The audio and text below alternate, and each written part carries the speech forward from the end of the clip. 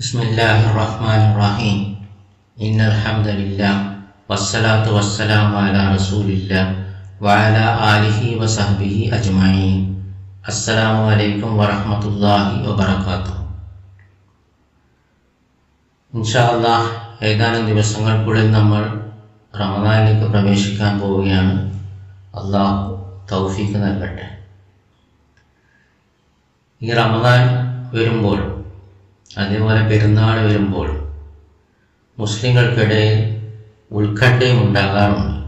കാരണം രണ്ട് അഭിപ്രായമുണ്ടല്ലോ മാസപ്പിറവിയുമായി ബന്ധപ്പെട്ട വിഷയത്തിൽ, ആഗോളവാദവും പ്രാദേശികവാദവും.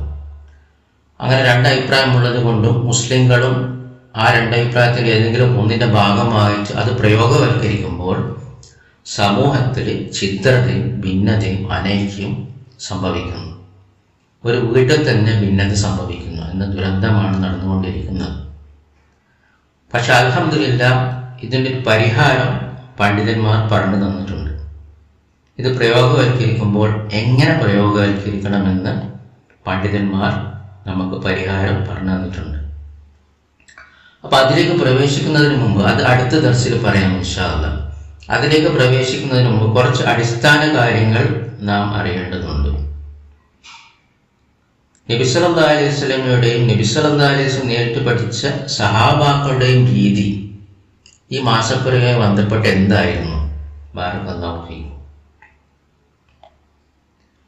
ആദ്യമായി റമദാനുമായി ബന്ധപ്പെട്ട് പ്രാദേശികവാദ പണ്ഡിതന്മാർ പറഞ്ഞതാണ്, നബി സല്ലല്ലാഹു അലൈഹി വസല്ലമയുടെ കാലത്തോ ഖുലഫാഉർ റാഷിദീങ്ങളുടെ കാലത്തോ ഭരണാധികാരിയ ഒരു സഹാബിയുടെയും കാലത്തോ വിദൂര പ്രദേശങ്ങളിലേക്ക് മാസപ്പിറവിയുടെ വിവരം അറിയിക്കാൻ ഉദ്യോഗസ്ഥരെ അയക്കുന്ന രീതി ഉണ്ടായിട്ടില്ല എന്ന വസ്തുത.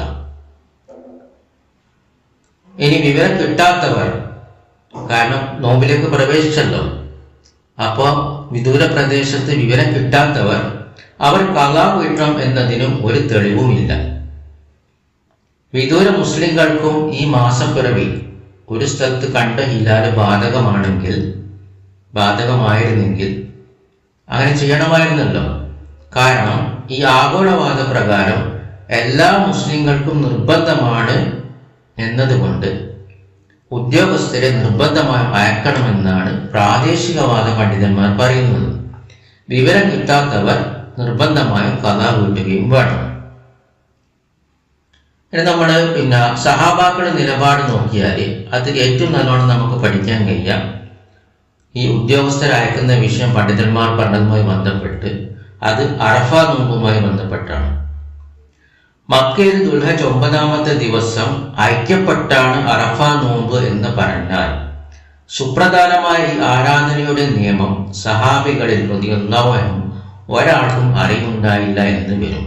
കാരണം സഹാബികളുടെ റളിയല്ലാഹു അൻഹും കാലത്ത് അവർ ലോകത്തിന്റെ വിവിധ ഭാഗങ്ങളിൽ പോയപ്പോൾ അതാത് സ്ഥലത്തെ പ്രാദേശിക ദുൽഹജ്ജ് 9-നാണ് നോമ്പ് നോറ്റത്. കാരണം എന്താ? അവർക്കന്ന് മക്കയിലെ ദുൽഹജ്ജ് 9-ാമത്തെ ദിവസം എപ്പോഴാണെന്ന് അറിയാനുള്ള ഒരു മാർഗവും ഒരു വഴിയും ഉണ്ടായിരുന്നില്ല. എന്നാൽ അത്ര വിദൂരമല്ലാത്തവർക്ക്, ഉദാഹരണത്തിന് മദീനയിലുള്ളവർക്ക് മക്കയിലെ ദുൽഹജ്ജ് 1 അറിഞ്ഞാൽ 9 വരെ സമയമുണ്ട് അറഫ എപ്പോഴാണെന്ന് കണ്ടുപിടിക്കാൻ. അങ്ങനെ അറഫയിൽ ദുൽഹജ്ജ് 9-ന്റെ അന്ന് തന്നെ മദീനക്കാർക്ക് നോമ്പ് നോക്കാം. മക്കയിൽ നിന്ന് ദുൽഹജ്ജ് 1-ന് കുതിരയുടെ മേൽ ഉദ്യോഗസ്ഥർ പുറപ്പെട്ടാൽ 9-ന് മുമ്പ് മദീനയിലെത്താം ഇൻഷാ അല്ലാഹ്. പക്ഷേ അങ്ങനെ കണ്ടുപിടിക്കണം, അറിയാനുള്ള മാർഗങ്ങൾ തേടണം. അങ്ങനെ കണ്ടുപിടിച്ചിട്ടുണ്ട്, ഉദ്യോഗസ്ഥരെ അയച്ചിട്ടുണ്ട് എന്ന് പറയുന്നൊരു ഹദീസോ ആസാറോ ഇല്ല. സഹാബികളുടെ കാലത്ത് റളിയല്ലാഹു അൻഹും പല കാര്യങ്ങൾക്കായി നമുക്കറിയാം ഉദ്യോഗസ്ഥരെ അയച്ചിട്ടുണ്ട്. സക്കാത്ത് പിരിക്കാൻ ഉദ്യോഗസ്ഥരെ അയച്ചിട്ടുണ്ട്, ജിസിയ പിരിക്കാൻ അയച്ചിട്ടുണ്ട്, കത്തുകൾ അയക്കാൻ അയച്ചിട്ടുണ്ട്. എന്നാൽ നോമ്പിന്റെ കാര്യത്തിൽ അതുണ്ടായിട്ടില്ല. ചിലർ പറയുന്നു അറഫ നോമ്പ് ഹാജിമാരോടുള്ള ഐക്യദാർഢ്യമാണ് എന്ന്. എന്നാൽ അങ്ങനെ ഒരു ഹദീസിലും വന്നിട്ടില്ല. പാപങ്ങൾ ഓർക്കുമെന്നേ ഹദീസുകളിൽ വന്നിട്ടുള്ളൂ. സഹാബികളും റളിയല്ലാഹു അൻഹും അങ്ങനെ മനസ്സിലാക്കിയിട്ടില്ല. ബാറകല്ലാഹു ഫീക്കും. അതുകൊണ്ട് തന്നെ അറഫ നോമ്പിന്റെ ഹദീസുകളിൽ മക്കയിൽ ദുൽഹജ്ജ് 9-ാമത്തെ ദിവസം ഐക്യപ്പെട്ട് നോമ്പ് നോക്കണം, ആ ദിവസം നോമ്പ് നോക്കണം എന്ന് പറയുന്നേ ഇല്ല. അങ്ങനെയല്ല സഹാബാക്കൾ റളിയല്ലാഹു അൻഹും മനസ്സിലാക്കിയത്. നബി സല്ലല്ലാഹു അലൈഹി വസല്ലം മക്കയിൽ നിന്ന് മദീനയിലേക്ക് ഒട്ടകപ്പുറത്ത് ഹിജ്റ പോയപ്പോൾ ചില സ്ഥലങ്ങളിൽ താമസിച്ചത് ഒഴിവാക്കിയാൽ ഒരാഴ്ച കൊണ്ട് മദീനയിൽ എത്താമായിരുന്നു എന്ന് ചരിത്ര ഗ്രന്ഥങ്ങളിൽ കാണാം. അവിടെ രേഖപ്പെട്ട് വെച്ചിട്ടുണ്ട് ദിവസങ്ങളുടെ എണ്ണം. നബി സല്ലല്ലാഹു അലൈഹി വസല്ലം ഒട്ടകപ്പുറത്ത് ഹജ്ജിന് പുറപ്പെട്ടപ്പോൾ ഇത് തിരിച്ച് മദീനയിൽ നിന്ന് മക്കയിലേക്കും 8 ദിവസം കൊണ്ട് എത്തിയതായും ചരിത്ര ഗ്രന്ഥങ്ങളിൽ കാണാം. അപ്പൊ ഹിജ്റ ചെയ്തപ്പോൾ മക്കയിൽ നിന്ന് മദീനയിലേക്ക് ഹിജ്റ ചെയ്തപ്പോഴും മദീനയിൽ നിന്ന് മക്കയിലേക്ക് ഹജ്ജിന് പുറപ്പെട്ടപ്പോഴും 8 ദിവസമാണ് എടുത്തത്. 8 ദിവസം അദ്ദേഹം സല്ലല്ലാഹു അലൈഹി വസല്ലം വഴിയിൽ ചെലവഴിച്ചു. അത് ശരാശരി കാലയളവായിരുന്നു എന്ന് പ്രസിദ്ധ ഗ്രന്ഥമായ ഇമാം മുബാറക്പൂരി റഹിമഹുള്ളയുടെ അർ-റഹീഖുൽ മക്തൂമിൽ രേഖപ്പെട്ട് വെച്ചിട്ടുണ്ട്. അതുകൊണ്ട് ഒട്ടകപ്പുറത്ത് 8 ദിവസമേ എടുക്കുമെങ്കിൽ കുതിരപ്പുറത്ത് അതിനേക്കാൾ കുറഞ്ഞ ദിവസങ്ങളെ എടുക്കുകയുള്ളൂ. ഇന്ന് നമുക്ക് മക്കയിൽ ദുൽഹജ്ജ് 9-ാമത്തെ ദിവസം എപ്പോഴാണ് എന്ന് അറിയാമെന്ന് പറയുന്നവർ അല്ലെ, ഇന്ന് നമുക്ക് മൊബൈലിലൂടെ ഇന്റർനെറ്റിലൂടെയൊക്കെ മക്കയിൽ ദുൽഹജ്ജ് 9 എപ്പോഴാണെന്ന് അറിയാം. അവർ മനസ്സിലാക്കണം, നബി സല്ലല്ലാഹു അലൈഹി വസല്ലമക്കും സഹാബത്തിനും അന്നത് സാധ്യമായിരുന്ന പ്രദേശങ്ങൾ ഉണ്ടായിരുന്നിട്ടും മക്ക മദീന തെളിവ് പറഞ്ഞല്ലോ. അങ്ങനെ അവർക്ക് അങ്ങനെ സാധ്യമായിരുന്നു, അവർ അങ്ങനെ ചെയ്യുന്നില്ല. കാരണം അള്ളാഹു അങ്ങനെ പഠിപ്പിച്ചിട്ടില്ല. ബറകല്ലാഹു ഫീക്കും.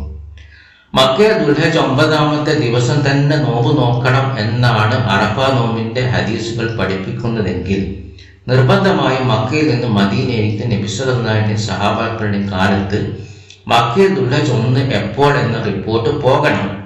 അന്ന് അങ്ങനെ റിപ്പോർട്ട് നൽകാൻ ഒരു പ്രയാസവുമില്ല. മുകളിൽ അത് വ്യക്തമാക്കിയല്ലോ.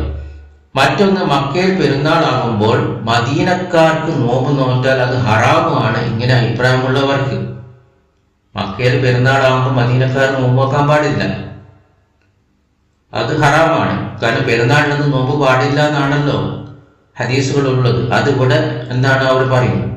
അതുകൊണ്ട് മക്കയിലെ ദുൽഹജ്ജ് 1 എപ്പോൾ എന്ന റിപ്പോർട്ട് എല്ലാ വർഷവും നിർബന്ധമായും പോകണം. പക്ഷെ അങ്ങനെ സംഭവിച്ചിട്ടില്ല. ഒരു ഹദീസോ ആസാറോ തെളിവായി ഇല്ല എന്നത് വ്യക്തമാക്കുന്നത് അറഫ നോമ്പിന്റെ ഹദീസുകൾ പഠിപ്പിക്കുന്നത് മക്കയിൽ ദുൽഹജ്ജ് 9-ാമത്തെ ദിവസം തന്നെ നോമ്പ് നോക്കണം എന്ന വസ്തുതയാണ്. മാത്രമല്ല മക്കയിൽ ദുൽഹജ്ജ് 10-ന് പെരുന്നാൾ ദിവസം മദീനയിൽ നോമ്പ് ഹറാമാവില്ല. കാരണം എന്താ? മദീനയിൽ അന്ന് ദുൽഹജ്ജ് 9 നോമ്പിന്റെ ദിനമാണ്. ഏതെങ്കിലും ഒരു യാത്രക്കാരൻ പോലും മദീനയിൽ എത്തിയപ്പം മക്കയില് യാത്രക്കാർ പോവുമല്ലോ അങ്ങോട്ടും ഇങ്ങോട്ടും, അവര് പോലും റിപ്പോർട്ട് ചെയ്തതായിട്ട് ഒരു രേഖയില്ല. മക്കയിൽ ദുൽഹജ്ജ് 1 ഇന്ന ദിവസമായിരുന്നു മാസം കണ്ടത്. അതുകൊണ്ട് അറഫ ദിവസം ദുൽഹജ്ജ് 9 ഇന്ന ദിവസമായിരിക്കും എന്ന് മദീനക്കാരോട് പോകുന്ന ഒരു യാത്രക്കാരുടെ റിപ്പോർട്ട് പോലും ഇല്ല. ബറകല്ലാഹു ഫീക്കും.